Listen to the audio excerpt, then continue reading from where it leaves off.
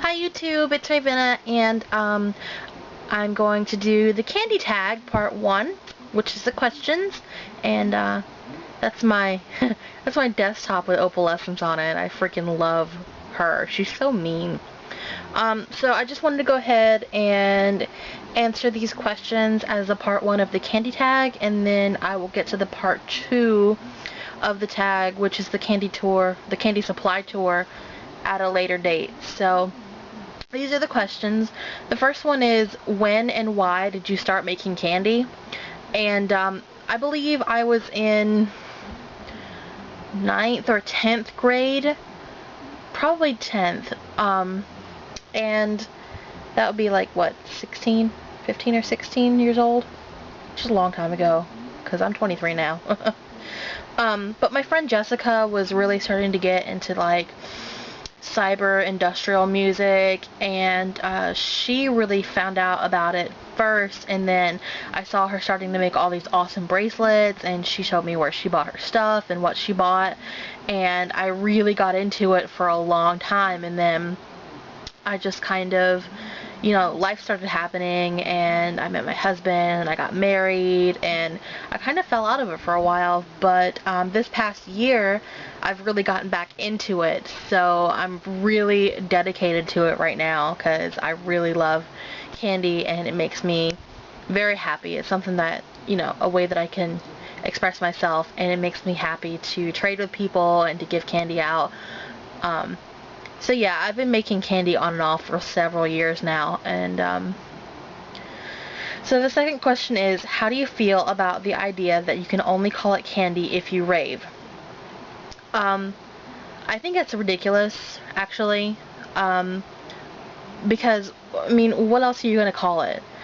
You know, like, it's only that ravers can call it candy, but everybody else who makes candy can call them pony bead bracelets. I think that's ridiculous, but I do think that there is a definite difference between a raver and a candy kid, because I mean, I've known several ravers, and they're hardcore about, you know, raving, and it takes a lot of practice, and you know, it's something that I'm not very good at, so I don't call myself a raver. And I can understand why they would get upset if you called yourself a raver and you don't go to raves, or you don't glow stick or anything. So yes, there is a difference between a candy kid and a raver, but I still think we should be able to call it candy, because that's what it is. Oh, I'm sorry. Do you rave? No, I don't rave. But I have gone to raves. So I don't glow stick or anything like that, but I've been to a couple raves, mostly the raves that they have at anime conventions and stuff like that, and I met a lot of friends through that venue. What were your first bead colors? The first pack of beads that I ever bought was a pack like this. They're the same brand, and they have a couple different packs, and this one's the seashore, and then they have one that's like, you know, just solid colors, and then they have one that's glow in the dark, and that's the first one that I bought, was this brand. It was a little divided box like this, and it was all glow in the dark colors, pony beads, and like little faceted beads and that like that. So that was the first set that I ever bought. The next question is, can you read candy cuff patterns? Yes, I can. It's actually quite simple to learn how to do, and if you just have the patience to sit down and read it, or look up a tutorial. They have one on candypatterns.com on how to read it. They're really not that complicated. The next question is, where do I get my patterns? Candypatterns.com, like the rest of the candy universe. What is your biggest problem while making candy? I would definitely say that I've dropped the string and my beads have gone flying everywhere on more than one occasion. But usually I'll thread onto the spool if I'm threading, you know, if I'm stringing on a spool, and then I'll just tie it off. But I mean, I have dropped it, and everything on the free end goes flying everywhere, and it's so annoying. Another problem is just like sometimes I'll make a bracelet way too small for me, but I know around about my size. But yeah, that's the only other thing. The next question is, what brand and size string do you use? I use bead and stretch primarily. It's 7mm, and I have used Stretch Magic before, but this is the closest to my disposal, so I use this a lot. And I do use this for cuffs because it's thin but it's stretchy. But I am going to be getting a shipment of beads in the next couple days, and I ordered a big spool of like 1mm like cloth covered stretchy elastic, because I've been reading that a lot of people like that and they like to use it for singles, and so I'm going to try that out too. So I'm going to be using that and Stretch Magic, and I'll just let you guys know. I mean, I'm going to plan on making a video when I get my package anyway. It's probably tomorrow or the next day. Where do I buy my supplies? I buy primarily all of my supplies at Walmart. My Walmart has a freaking huge aisle of beads, and it's always stocked. Always. I have bought beads from specialty craft stores like Michael's and Joann's before, but only with a coupon, because they're way too expensive to be buying primarily all of my supplies from there. I can't afford it. So, and I also have bought beads off of websites.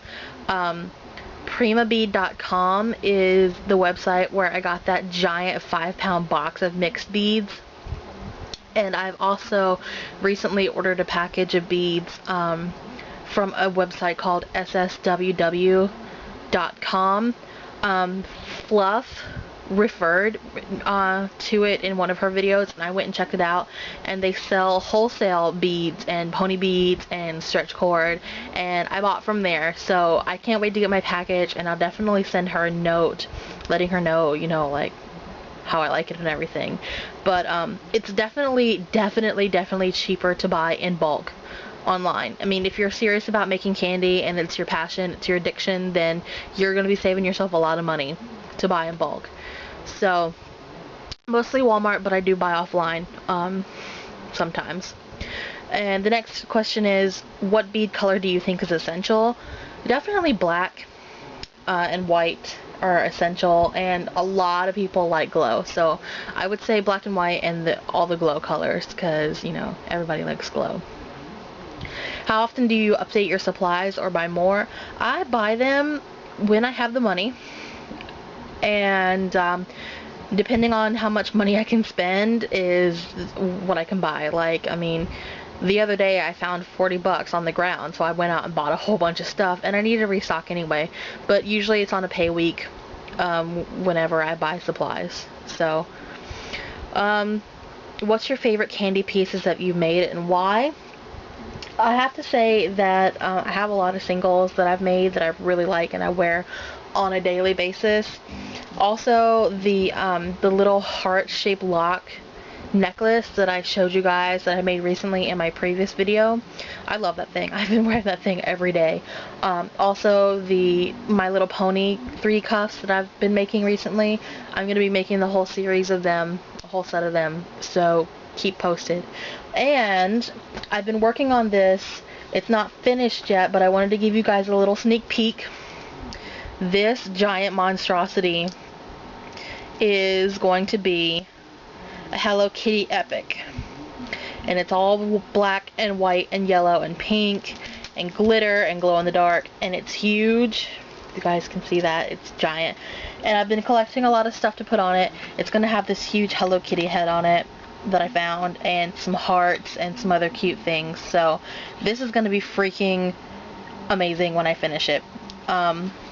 So yeah, I'll keep you guys posted on that. What types of candy do you not like? I don't like flat payout cuffs.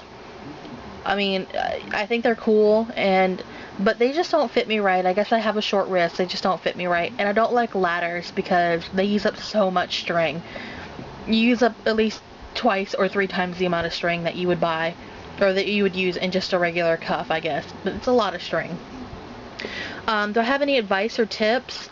Go looking around and on